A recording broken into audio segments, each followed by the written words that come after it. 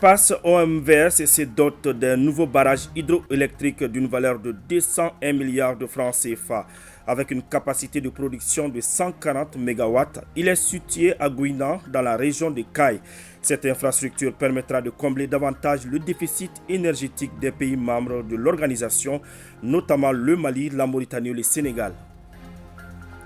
Fin de la première édition du Salon des fournisseurs miniers. 3 jours durant, les participants ont échangé sur comment aider les entreprises locales à offrir des services de qualité aux sociétés minières et contribuer au développement de l'économie. Les détails dans quelques instants. Ravi de vous retrouver. Bonjour à tous et bienvenue. Le Premier ministre par intérim a procédé ce matin à la mise en service du barrage hydroélectrique de Gouina dans la région de Caille. L'ouvrage est réalisé dans le cadre du programme d'infrastructure régionale de l'OMVS a coûté 201 milliards de francs CFA. Avec ses 140 MW, il doit permettre de renforcer la fourniture en énergie des pays membres de l'organisation, notamment le Mali, la Mauritanie et le Sénégal. Notre envoyé spécial Bourama Traoré nous parle de l'importance de cet ouvrage.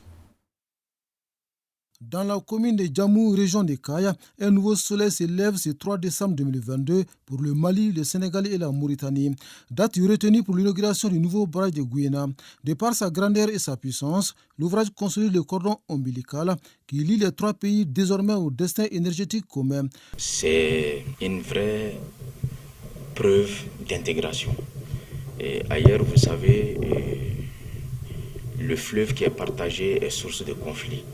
Mais nos pays, à savoir la Guinée, la Mauritanie, le Sénégal, le Mali, ont su vraiment transformer ce fleuve que nous avons en commun en un outil formidable d'intégration. Le complexe hydroélectrique de Gouina a une capacité de 140 MW pour un investissement de plus de 200 milliards de francs CFA.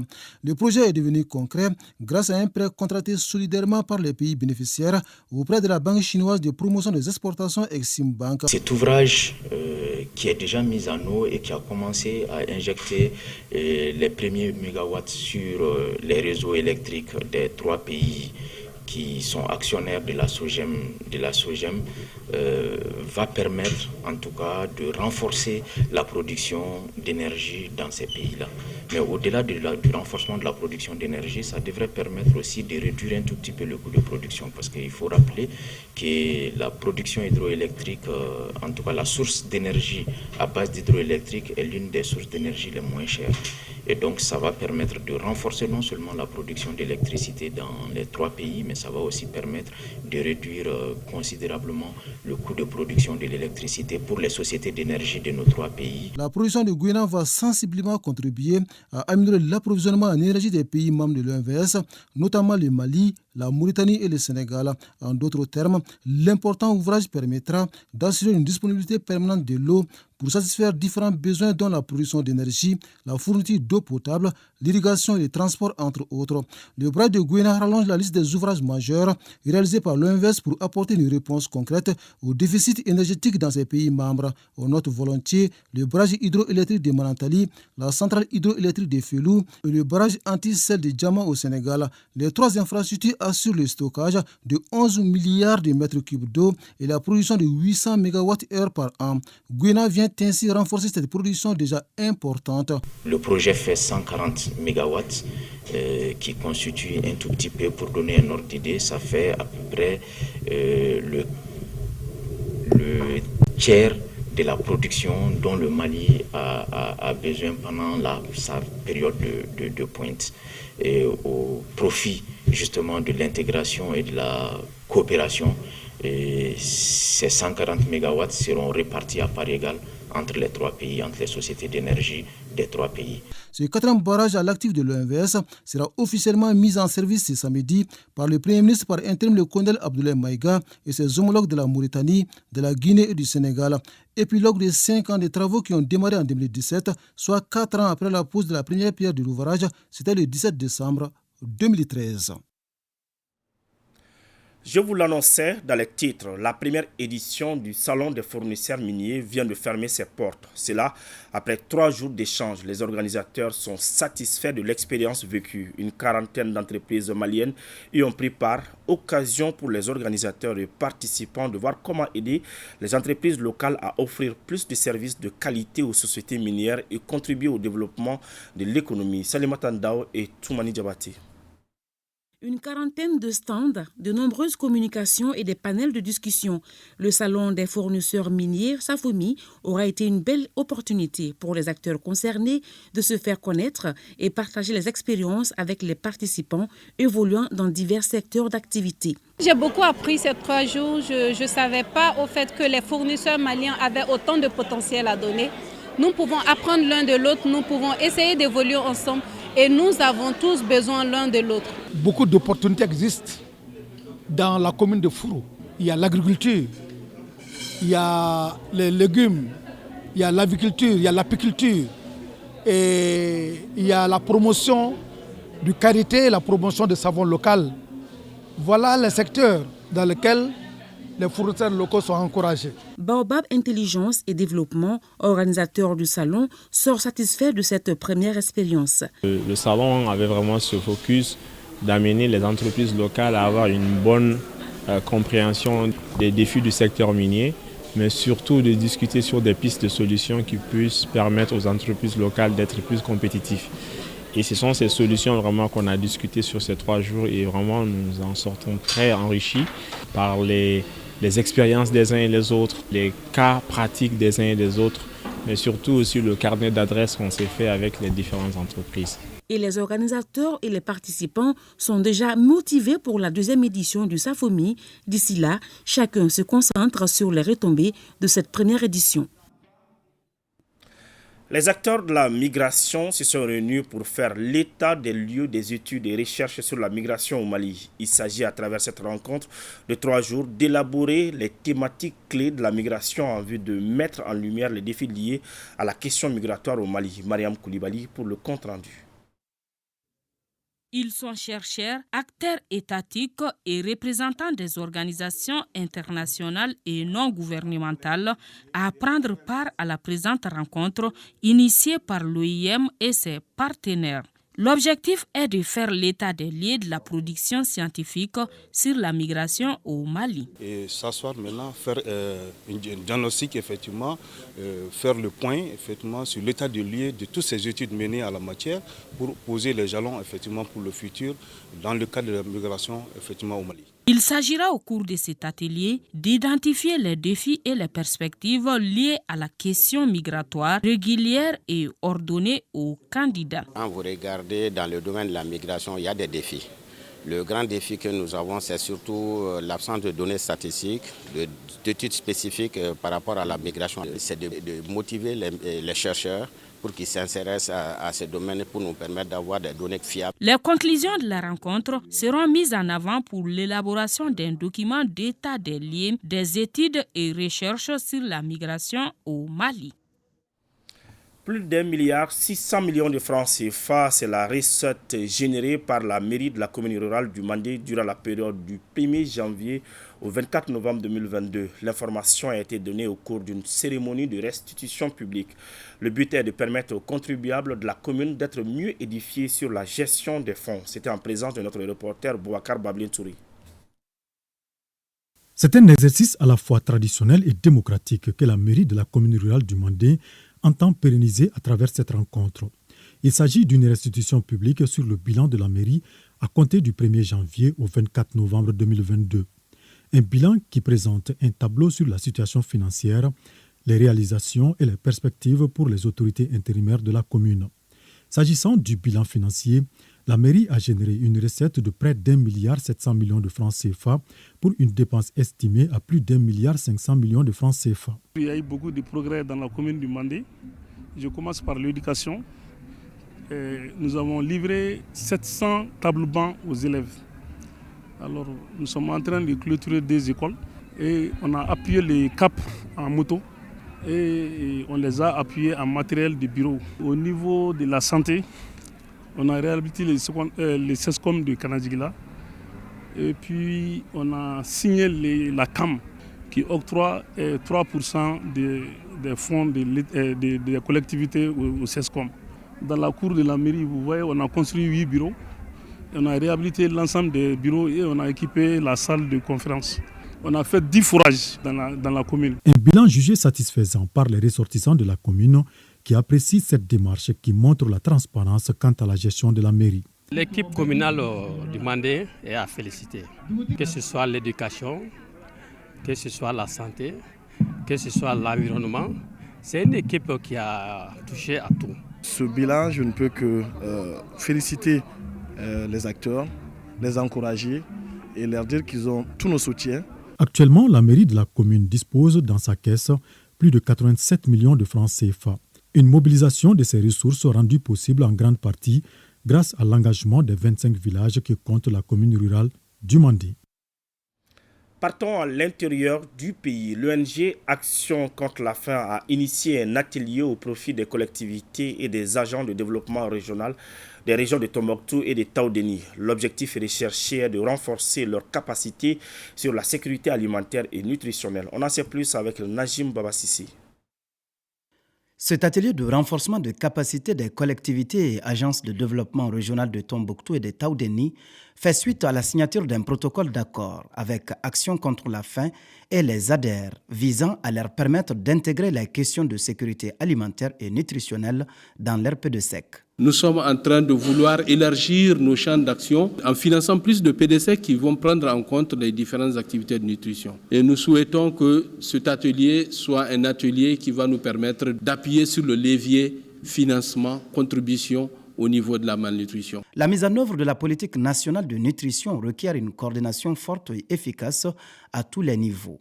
Les responsables des agences mesurent les enjeux d'une telle formation pour les collectivités territoriales des deux régions. C'est une expérience que nous partageons avec Action contre la faim.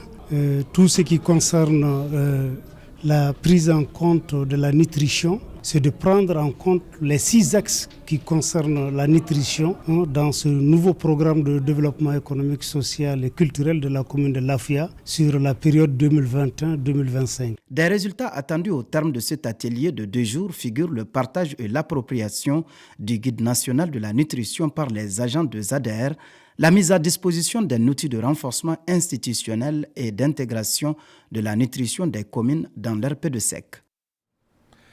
Les forces vives de Douanzan s'approprient le contenu du cadre stratégique de la refondation de l'État. C'est à la faveur d'une journée d'échange initiée par le ministre de la refondation de l'État chargé des relations avec les institutions, dit Boubacar Sanghari. C'est une journée d'échange et d'appropriation du cadre stratégique de la refondation de l'État avec les forces vives de la région de Douanza. Ce document issu des Assises nationales de la refondation est un instrument de travail gouvernemental pour prendre en compte les aspirations du peuple malien. Les dites recommandations des ANR ont été traduites chacune sans exclusive et sans dénaturation aucune en action gouvernementale dans le cadre stratégique de la refondation de l'État assorti de ces plans d'action avec comme finalité de donner un corps à la vision. À travers une projection vidéo suivie d'une séance d'échange et d'interaction, les participants ont eu une meilleure compréhension du document portant cadre stratégique de la refondation de l'État et ses plans d'action. Le cadre composé de 5 axes stratégiques est aussi assorti d'un plan d'action ayant comme finalité la réalisation de la vision du Mali nouveau et de répondre aux aspirations du peuple fortement exprimées durant les ANR. Les autorités ont appelé tous les citoyens à s'impliquer pleinement pour une application efficiente des actions de la refondation. Restons à l'intérieur du pays. Mohamed Zeini Aguissa, c'est le président des éleveurs de Gao. Il dirige désormais un bureau régional de la filière bétail-viande de la région. Le nouveau bureau doit renforcer les capacités des membres des 3 cercles de la région. Rakia Toutouré, Alassane Amadou. Venus des cercles de Bourem, Ansongo et Gao, les membres du bureau des 3 familles de la filière bétail-viande de la région de Gao se sont réunis pour renforcer les capacités sur l'interprofession agricole et mettre en place le comité interprofession bétail-viande de la région de Gao. Et c'est Mohamed Zeini Aguissa qui a été choisi pour diriger le nouveau comité. Tout ce qui est aider les différents acteurs dans leur activité quotidienne à travers les activités qu'ils mènent, à travers un plaidoyer qu'on peut faire au niveau régional pour un peu alléger les problèmes. Surtout aujourd'hui, on a les enlèvements de bétail, on a la rareté du fourrage, on a les points d'eau qui s'achèvent. On a toute une concentration aujourd'hui dans laquelle il faut que l'interprofession intervienne. On a mis un bureau de 10 membres, dans lequel pour l'interprofessionnel, les 3 filières qui sont là-dedans, ils ont été représentés par les éleveurs, les commerçants de bétail, les bouchers, qui s'appellent les producteurs. Les participants ont formulé des recommandations pour l'émergence de la filière dans la région, qui demeure une zone d'élevage par excellence. Le nouveau président doit œuvrer pour développer le sous-secteur agricole. Il devra faire connaître l'offre et la demande au plan régional par la collecte, le traitement et la diffusion de l'information sur les produits de la filière au niveau régional. À présent, parlons de la célébration de la Journée mondiale des toilettes dans les régions de Sikasso et Mopti. Et nos reporters Moustapha Doumbia et Daouda Diakité nous font vivre les temps forts de la célébration de cette journée dans les 2 régions. Cette 13e édition de la Journée mondiale des toilettes est placée sous le thème eau souterraine et assainissement, une célébration organisée par l'UNICEF qui a réalisé 14 nouvelles latrines et réhabilité 6 autres au lycée public 3 de Sikasso. Le coût de ces toilettes est de 19 millions de francs CFA environ. L'UNICEF et ses partenaires sont venus nous enlever une épine des pieds, car avec un effectif de plus de 1800 élèves et de plus de 60 professeurs sans toilettes est un danger pour la santé. Les choix de l'établissement et la réalisation des latrines sont salués par le comité de gestion scolaire et le directeur de l'académie d'enseignement de Sikasso. Le proviseur de l'établissement a évoqué certaines difficultés, parmi lesquelles l'accès à l'eau potable, l'état des bureaux et des salles de classe. Le problème d'eau sera diagnostiqué par l'UNICEF selon son responsable à Sikasso, qui a insisté sur l'importance des toilettes et donc de l'assainissement. Je voudrais ici rappeler qu'un assainissement insuffisant a de nombreuses répercussions sur la santé publique, le niveau d'éducation de la population, la productivité de l'économie et l'intégrité de l'environnement. Pour les femmes et les filles en particulier, l'indignité, le désagrément et le danger que cause le manque d'accès à des installations sanitaires gérées en toute sécurité. Le cadre est mis à profit pour remettre des prix aux meilleurs élèves de l'année 2021-2022. Le prix du concours national d'orthographe et de lecture a été aussi remis à un élève de l'établissement. En choisissant le village de Orogende dans la commune rurale de Sokoura pour la célébration de la Journée mondiale des toilettes, la direction régionale de l'assainissement, du contrôle des pollutions et des nuisances et ses partenaires entendent sensibiliser les communautés villageoises sur l'importance de disposer des toilettes. Le choix du site de Orogende pour immortaliser l'événement se justifie par le fait que ce village héberge un nombre important de déplacés internes. L'insuffisance des toilettes dans les familles et les lieux publics impacte négativement l'éducation des jeunes enfants et l'épanouissement social, économique et environnemental en milieu communautaire. Nous devrons conjuguer nos efforts afin que chaque personne, et en particulier chaque enfant, puisse avoir accès à un assainissement durable. Pour protéger et maintenir la sécurité sanitaire de tous, aux populations de la région de Mopti, je demande à chacune de militer pour obtenir une égalité d'accès aux toilettes pour les femmes et des aménagements spécifiques pour les personnes en situation de handicap. La présentation d'un sketch de sensibilisation en lien avec le thème et la remise des kits d'assainissement aux personnes déplacées internes ont été, entre autres temps forts, de la journée mondiale dédiée aux toilettes à Mopti. Retour à Caille, les agents des CSCOM des 8 communes du projet de déploiement des ressources de l'État pour l'amélioration des services et ripostes locales au Covid-19 ont suivi une session de formation sur la gestion des déchets biomédicaux dans un contexte de pandémie du Covid-19. Une initiative du gouvernement du Mali appuyée par ses partenaires, nous dit Moriba Keïta. Ils sont plus de 80 participants venus des cercles de Yélémané et Caille pour prendre part à cet atelier de renforcement des capacités du personnel des CESCOM dans la gestion des déchets biomédicaux en vue de procéder à une meilleure gestion des déchets liés aux activités des soins. C'est une première phase cette année qui concerne la région de Caille, de Bougouni et de San. Et en 2023, la deuxième phase concernant toutes les autres régions du Mali. Donc, le projet de déploiement des ressources de l'État pour l'amélioration des services est un projet qui vise à améliorer les services, le transfert des ressources du niveau national au niveau local. Un atelier qui regroupe tous les acteurs, les maires, l'assainissement, les responsables des CESCOM et nos manœuvres qui sont une partie importante dans la gestion des déchets biomédicaux. Au cours de cet atelier, les participants échangeront sur les modules relatifs à la gestion des déchets biomédicaux pour un environnement sûr et sécurisé, à l'utilisation et à l'entretien des équipements de traitement des déchets biomédicaux, entre autres. Nous voudrons vraiment, pendant ces 3 jours de formation, les informer, les sensibiliser sur la problématique d'élimination des déchets biomédicaux qui constituent aujourd'hui un problème de santé publique. Cet atelier permettra aux participants d'être mieux outillés pour faire face aux différents problèmes liés à la gestion des déchets biomédicaux dans nos CESCOM. Voilà, c'est la fin de ce journal. Merci de l'avoir suivi. Bonne suite de programme sur ORTM 1.